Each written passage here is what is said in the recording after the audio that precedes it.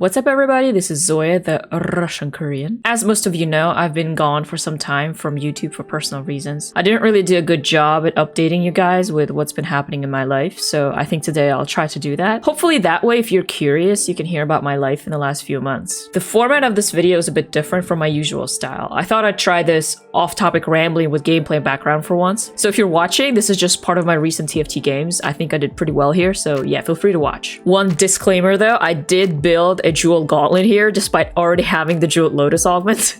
That wasn't intentional, I just made a mistake, but only realized it after I already slammed the item. So if you're watching instead of just listening and wondering why I'm building JG here, then yeah, that's a mistake. But back to the video.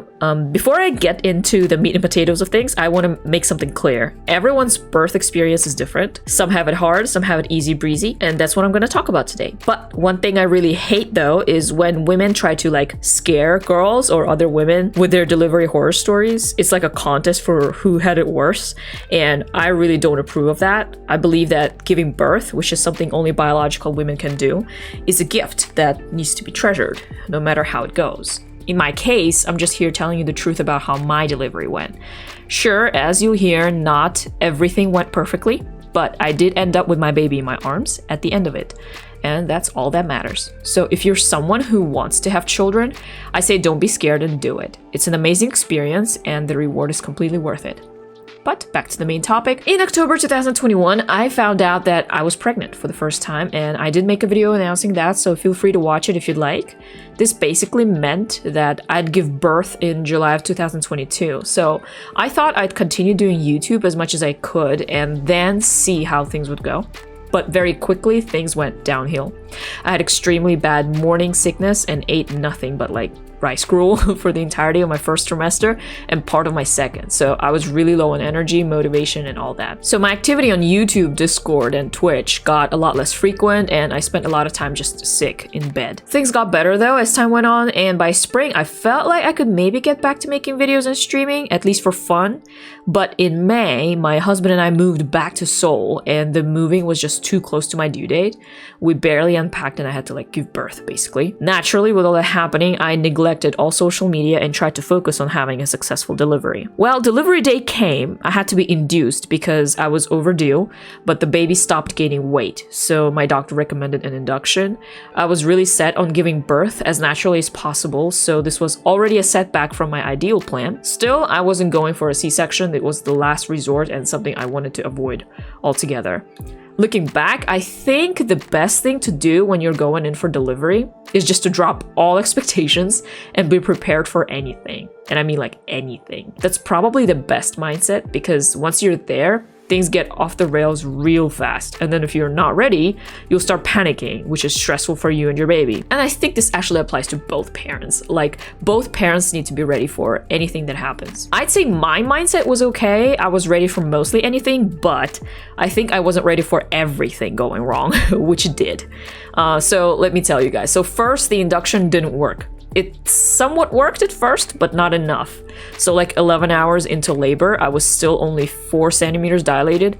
Mind you, I was in a lot of pain, but I had to keep moving around because if you stay still, it won't dilate. So there I was, like walking up and down the stairs of the hospital, dizzy and cramping from the contractions. My entire body so swollen, I probably looked like a giant balloon. I also couldn't eat well because food just made me want to like throw up. I went in for an induction around 9 a.m. maybe, and went on like this until about 11 p.m., at which point they told me that I was barely dilated at all. My water had already broken by that point, so they told me to try to get some sleep. Hopefully that'd help, and by morning things would get better. Well, I kept contracting throughout the whole night, and I got 0 sleep. 0. So I was in pain, exhausted, starving, and whatever else you want to add to that, and that's not good. And so, surprise, surprise, I only dilated like 1 more centimeter by morning. So yeah, they were like, we know you didn't want to try to Pitocin or get a C-section, but we might have to.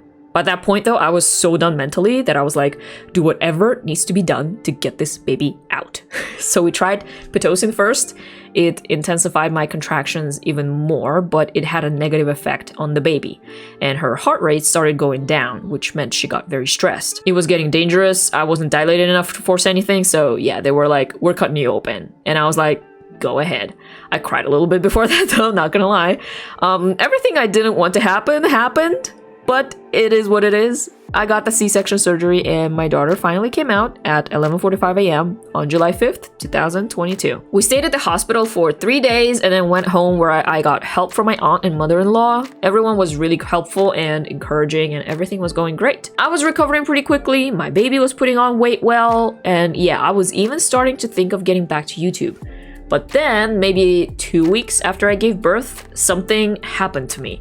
I suddenly developed like excruciatingly painful headaches that would happen every time I'd wake up from a night's sleep or a nap. They happened in the middle of the night too, when I just like wake up because I'd need to go to the bathroom or hear a noise or something. The first one actually happened at night and I legit thought I was about to die. I'm gonna spare you the details, but within about a week, after being at the ER like 3 times and visiting a few neurologists, it turned out that I had thunderclap headaches or migraines. I'm gonna butcher the explanation, but basically there's some gland in your head that lets blood flow into your head and there's a special hormone that controls the whole process. But because I was postpartum, my hormones weren't back to normal quite yet. And so this resulted in blood like, rushing uncontrollably into my head. Like I said, I want to spare you the details. I don't like remembering those days anyway. But overall, I was still recovering from the surgery, taking care of an infant, and now also became scared to go to sleep. The worst of it lasted for 2 weeks, and for now, I can say that those were probably the worst 2 weeks of my life. It was bad. I was really depressed, partially because I didn't know if this was ever going to go away. Unfortunately, quite a few women experienced this during the postpartum stage. I had no idea this was even that common. And there's no cure. There's medication to cope with pain, but it mostly either goes away on its own or keeps coming back episodically. After 2 weeks though, it did start to get better. The pain wasn't as intense and lasted a lot less. To give you an idea, my first attack lasted over 2 hours of intense pain.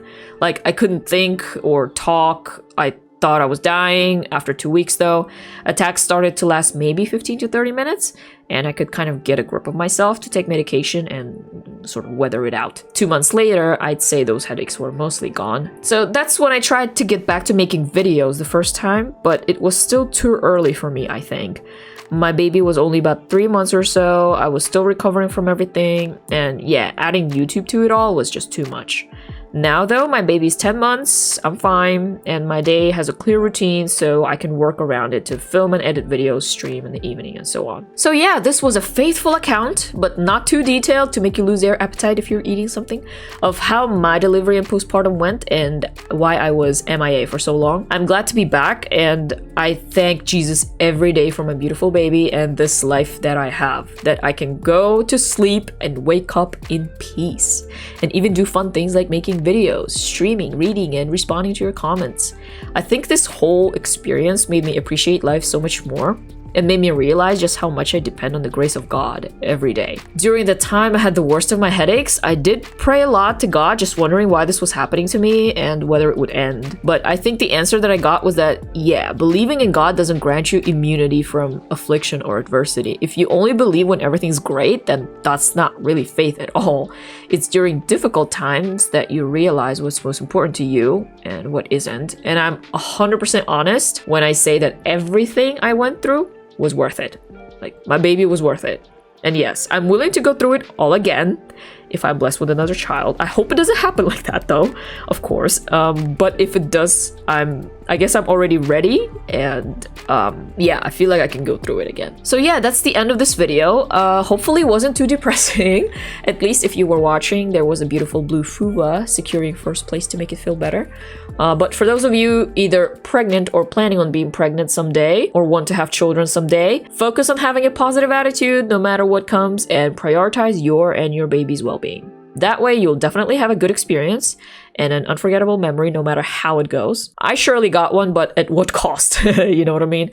But for all of you who took the time to listen to my story, thank you so much for listening and or watching, and I hope you have a wonderful day. This was Zoya, the Russian Korean, and I'll see you next time.